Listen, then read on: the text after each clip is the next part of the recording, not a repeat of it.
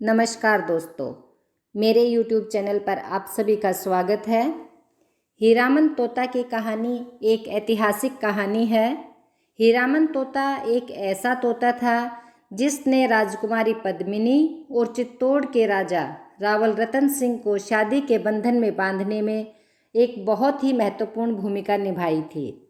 क्या थी पूरी घटना, आइए जानते हैं इस वीडियो में। बहुत समय पहले की बात है।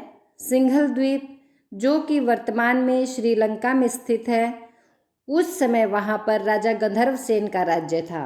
राजा गंधर्व सेन की एक पुत्री थी जिसका नाम था राजकुमारी पद्मिनी। राजकुमारी पद्मिनी दिखने में बहुत ही सुंदर और सुशील थी।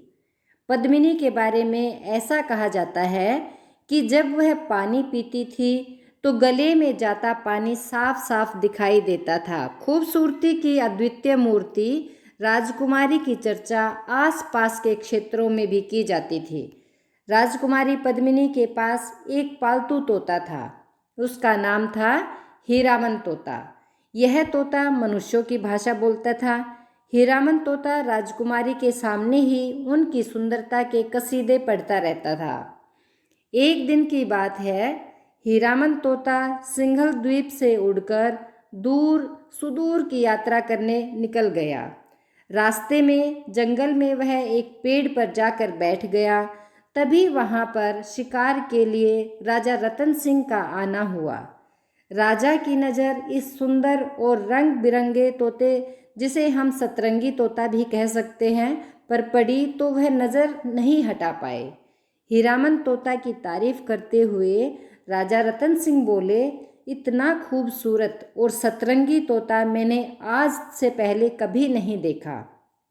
तोता डाली पर बैठा सब कुछ सुन रहा था, क्योंकि वह मनुष्यों की भाषा बोलता था और समझता भी था। खुद की प्रशंसा सुनकर हीरामन तोता बोल पड़ा, सुंदर मैं नहीं हूँ, सुंदर तो सिंघल द्वीप की राजकुमारी है।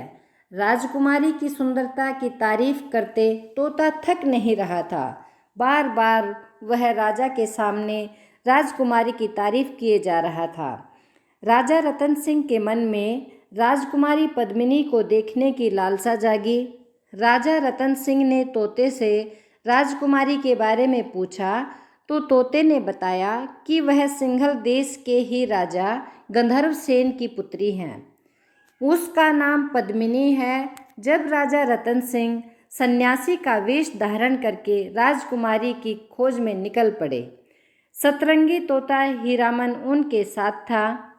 जब राजा सिंघल द्वीप पहुँचे तब हीरामन राजकुमारी पद्मिनी के पास गया और बोला कि सुदूर देश चित्तौड़ का राजा आपकी एक झलक देखना चाहता है।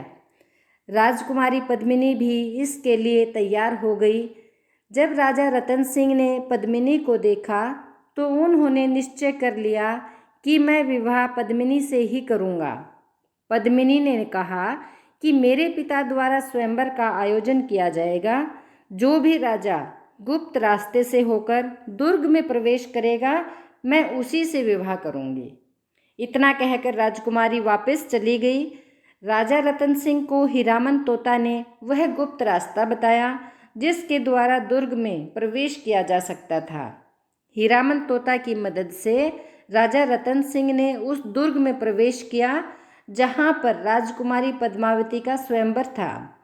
राजा रतन सिंह से पहले ही देवालय में मिल चुकी राजकुमारी पद्मावती ने जब चित्तौड़ के राजा रतन सिंह को वहाँ पर देखा तो राजकुमारी ने उनके गले में वरमाला डाल दी और उनका विवाह संपन्न हो गया। राजा रतन सिंह का यह दूसरा विवाह था। इससे पहले उन्होंने नागमती नाम की लड़की से शादी की हुई थी। राजा रतन सिंह महारानी पद्मिनी को लेकर चित्तौड़ आ गए और इस तरह मनुष्यों की तरह बोलने वाले सतरंगी हीरामन तोता की वजह से यह विवाह संपन्न हुआ।